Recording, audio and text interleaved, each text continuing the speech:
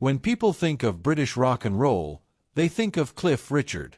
But long before the knighthood, the record-breaking hits, and the decades of chart dominance, there was a young boy named Harry Webb, born in Lucknow, India, in 1940, growing up in modest surroundings after his family returned to England. Post-war Britain was grey, conservative, and careful. And then one day, a sound came crackling through the radio that would change his life forever: the voice of Elvis Presley. In a rare and emotional reflection, Cliff Richard has finally opened up about just how deeply Elvis shaped his destiny. "I was mesmerized," he admitted. "It felt like the world stopped." For a teenager in England, Elvis wasn't just a singer. He was a revolution. The swagger, the soul, the electricity. Cliff has said that hearing Elvis unlocked something inside him, a hunger for the stage, for that same raw connection with an audience. In that moment, rock and roll stopped being American. It became personal. By 1958, reinvented as Cliff Richard, he burst onto the UK scene with Move It, often called Britain's first real rock and roll record.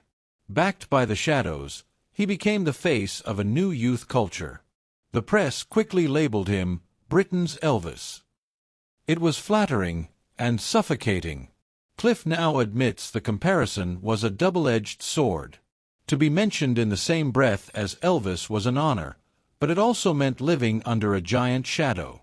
"I had to find a way to be me," he explained, even while walking a path he helped pave. And find his own path he did.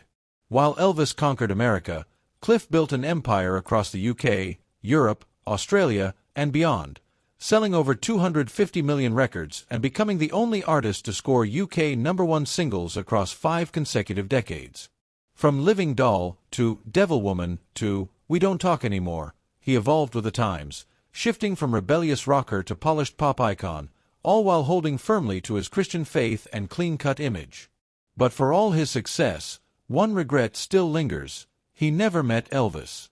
Cliff revealed there was once talk of their paths crossing, a possibility that never materialized.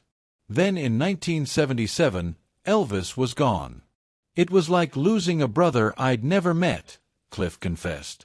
Not just a hero, a spiritual twin. Both men shared a deep, complicated faith, a yearning beneath the fame. "People remember the hips and the voice," Cliff said, "but he was searching. I've always felt that searching too."